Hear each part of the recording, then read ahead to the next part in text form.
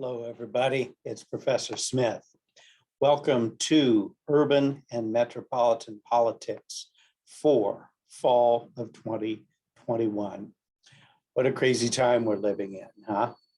Well, with all the changes that have come to online classes lately during the first wave and now fortunately, the second wave of this pandemic, you may be happy to know that this class is a tradition as of the past 10 years or so, asynchronous online class. You don't have to zoom into this class at any particular time for class. This is the kind of class where things are grouped into modules on Canvas, and you'll go on Canvas and you'll complete the work by the due date, and I will grade it. This welcome video is first of all to say hi. Hi there. Welcome to my office. Welcome to my political memorabilia collection that I've been working on since I was 14 years old, and my many books. To let you know that there's an actual professor out there teaching this class. It's not an algorithm, particularly those of you that are off-campus students who can't drop by and say hi during my office hours. But also, I wanted to give you the big picture a little bit and talk about the class a bit. And so let's do what we've all become so accustomed to doing in this age of Zoom. Let's screen share and let's go over the syllabus together. Be sure to read the syllabus on your own also. It is in Canvas under syllabus and also under modules. But let me help you out here a little bit with a guided tour. Give me just a second to look around my multiple screens here. Here I am, I'm back. And here is the course syllabus. Now, if you just go to Canvas, PO 323A. Now, some of you are enrolled in 705XA. The Canvas shells for the courses are combined. We call this a tabled or stacked course. Undergraduates and graduates take the class together, and then the graduates have some extra work to do. I will cover that. But the course was combined under 323ZA. So even if you're in 705XA, this is the Canvas shell you will look for. And then you'll click on that and it will default to this, to the modules, pardon me. And the first link in the modules is to the course syllabus and this welcome video. So there you can download a copy of the course syllabus in Word if you need that. And we can also go to the syllabus link over here on Canvas. Just about everything you're going to need in Canvas will be under announcements. I occasionally use those. Discussions, we're going to have online discussions. And I used to use Edmodo several years ago. I don't do that anymore. I go ahead and use the Canvas tool. Syllabus, assignments, and modules. And everything will be grouped under modules. So if you just needed one go-to place, it would be modules. And I will make that the home page for our course. Right now, let's look over this syllabus. I am an on-campus professor. However, this is an asynchronous online course. If you would like to stop by the office and say hi, feel free to do so if you're on campus. My office hours are available on Zoom. And so feel free, there it is right there, to schedule a Zoom appointment with me. If you're working full-time in the day, maybe we can even find an evening or weekend time. We can meet. I am available to you, even if you are a distance learner and working full-time in the day. And I check my email often. And of course, my email address is right on the syllabus. Here are our learning outcomes. The first learning outcome here is to move beyond the so-called donut city model. Let me make this a little bit bigger here so we can look at it in all its glory here. That should work. You've probably heard of the donut city model. Maybe you've even heard that term. It is extremely dated. It dates from probably the 1970s, as do I. So it's getting a little older these days. Unfortunately, often people still use it, and it's a mistake. The donut city model is the basic idea that there's poverty in the city. Some may find the term offensive, but you might say ghettos or slums. And then there's wealth around the suburbs. Well, guess what? Throw that out, pitch it. This is not the 1970s anymore, and we don't use the donut city model. First of all, in the city, in many cities, particularly on the East and West coasts, Washington, D.C., Boston, New York, San Francisco, or in the upper Midwest, say Minneapolis, St. Paul, or Chicago, you will find that it costs you more money to live in the city, in Boston, for example, or San Francisco, than it does in the suburbs. Far from being a slum or ghetto, many of our cities have experienced what's called gentrification. There are whole populations of people that would just as soon not live in the suburbs. They would prefer to live in the city itself. They like the older historic housing, they like walkable neighborhoods, and so on and so forth. So they choose the city itself, and they move back in and rehabilitate historic housing. Now, that can cause conflict with the existing residents there because that drives up property values to the point where even people already living there may not be able to afford their property taxes or homeowners association dues. And when they go to rehabilitate their houses, they may not be able to afford to comply with new historic designation area requirements that are very, very limiting. They make the neighborhoods beautiful, but they also make them very expensive. So gentrification is not in all ways a good thing, but it has transformed our cities. And if you make the mistake of thinking that the inner city is a ghetto and the suburbs are where the wealth is, you are really dating yourself, because that's not how our cities look today. Even as nearby as Kansas City, we see substantial gentrification in areas like the Crossroads district just south of downtown Kansas City, which has become a major arts area and is known for First Fridays, which they now have here even in Emporia. People are moving back into the cities. Living in the suburbs is not for everyone. And so that's the first reason why the donut city model is obsolete, and we're not going to use it in this class. Not only that, but it also doesn't apply to the suburbs. Suburbs are not one size fits all anymore, and they're not just bedroom communities. Many people work in the suburbs now. There are many offices, warehouses, factories, and all sorts of things located in the suburbs rather than in the city today. So they're not just bedroom communities anymore. In fact, the most common type of commute is in America starts in a suburb and ends in another suburb. These commuters may not pass through the city at all, or they may drive through the city but not stop as they drive through going to another suburb. And at the same time, the older suburbs are changing.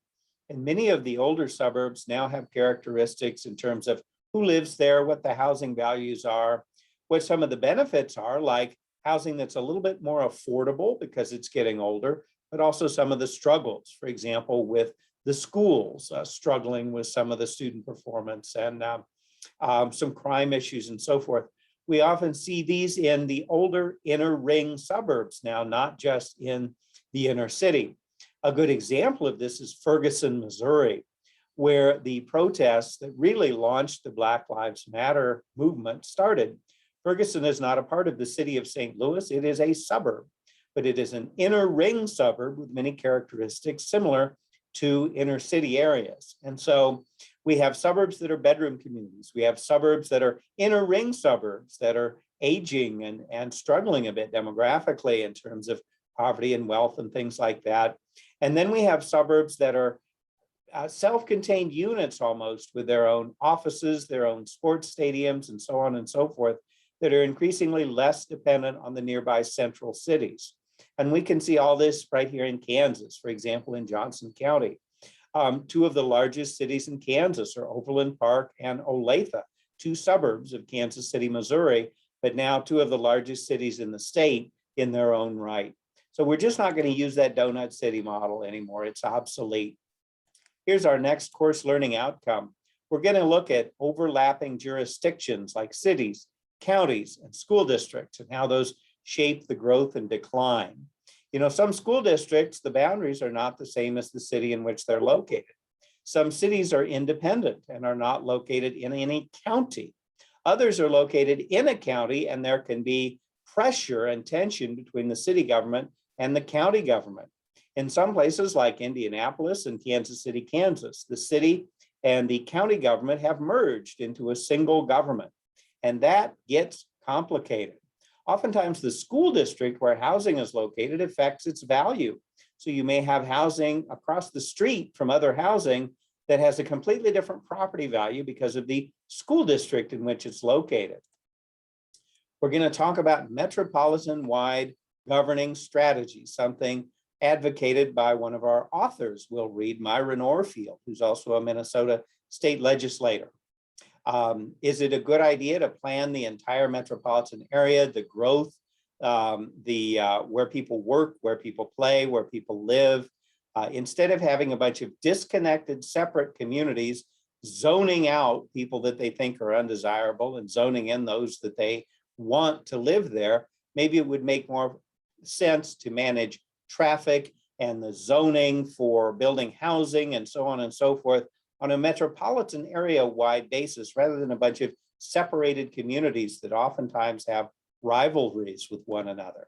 But there's a downside to that too, in that it may limit the flexibility of local communities and the sense of local control. We're going to be talking about this semester. Now we're going to talk about economic shifts. We'll really get into that when we read William Julius Wilson's book, The Truly Disadvantaged. Just exactly why is there poverty in parts of the city and the inner ring suburbs? And why does it seem to hit certain communities so hard? What's the history there? We're really debating that right now in our society. There's a lot of talk about an academic idea called critical race theory. We don't study that in this class, but it's certainly relevant.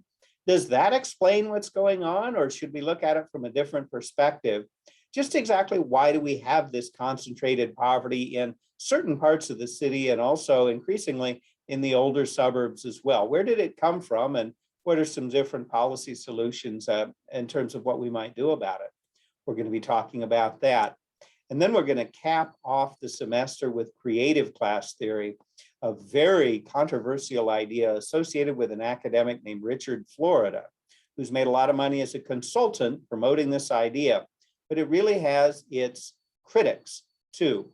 Is there a creative class of people that live where they feel most welcome and the most included? And do employers need to locate in those places where the creative class wants to live so that they can hire them? Have the rules changed to where people no longer move for a job? Instead, jobs move to where the people are, specifically college and graduate school educated people that they wish to hire? Well, Richard Florida says yes, but the idea is controversial and has its critics. We're going to read both perspectives this semester. I'm going to encourage you to finish up the syllabus on your own. I don't want this video to be too long. This is a self-directed class. Again, no Zoom class sessions, but there will be some short videos like this one.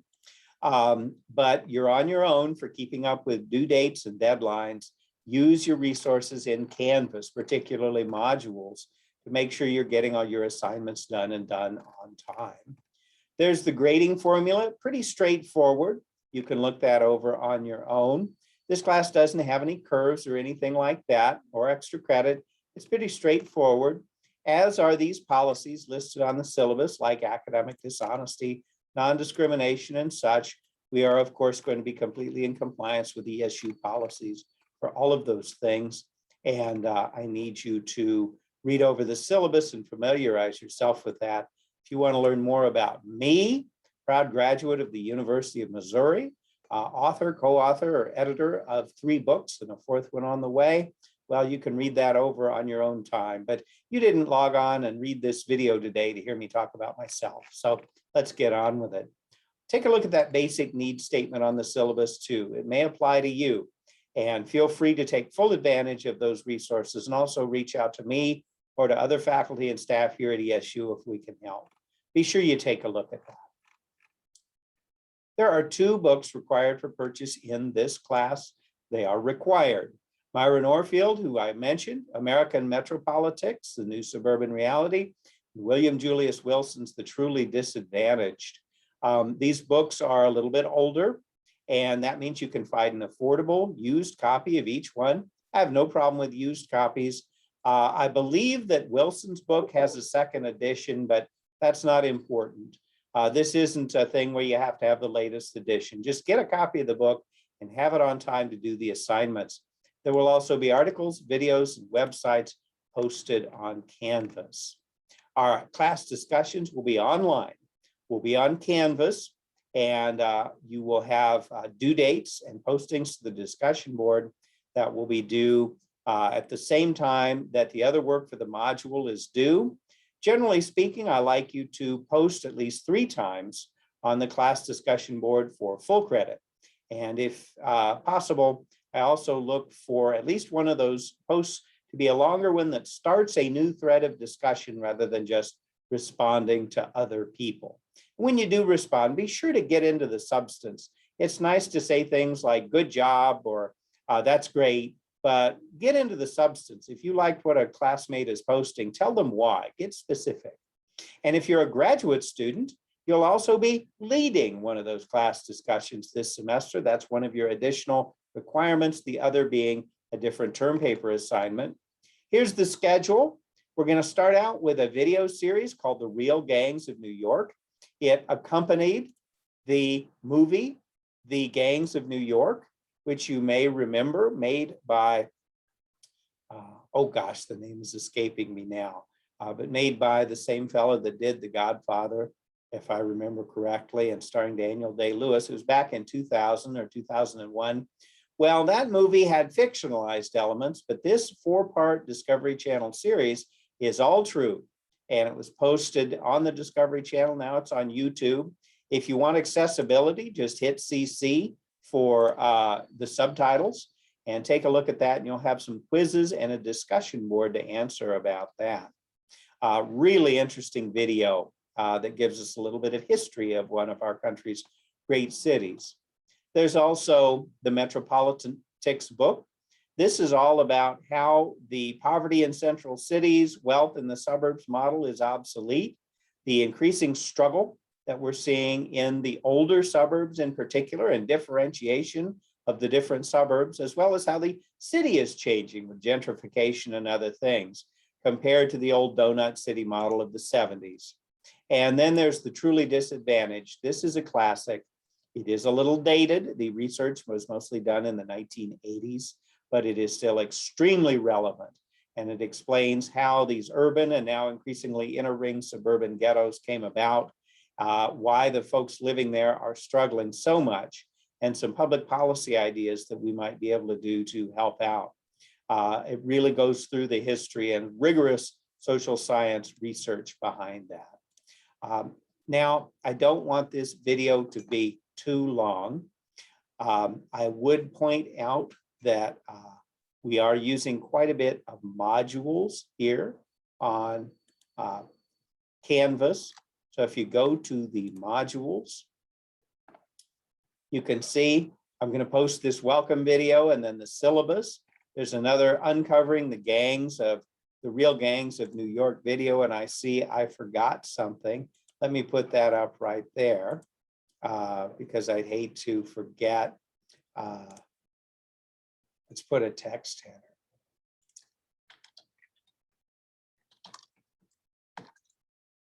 Because I want you to know that that is going to be part of it. Okay, so that tells you that there's also going to be a class discussion part of that module for Real Gangs of New York.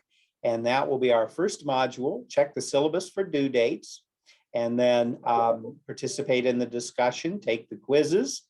These quizzes are multiple choice only, but some quizzes also have essays on them. And you'll also have some assignments which will include writing book reviews, and you've got a term paper at the end. Let's take a look at that term paper, and then let's call it good for this video. Let me go back to that syllabus link. On your term paper, you've got a couple of choices. Your first one is choose a metro area and develop a strategy for metro-wide planning, like recommended by Orfield. That'll make more sense once you've read the book. Identify the problem and why the community would benefit from metropolitan planning. But maybe you'd rather do option 2. Make your community more attractive to the creative class in order to attract economic growth. Explain what you'd need, what would need to change. And you also need to deal with the critics of creative class theory, whom we will read in this class, one of them, and explain why you think your strategy would still work, even though not everyone is sold on creative class theory. If you're a graduate student, you still do one of those two topics, but you'll also need to address it to a specific local planning agency. And then you'll need to get hold of existing development plans already in place in that community and integrate your plans with that.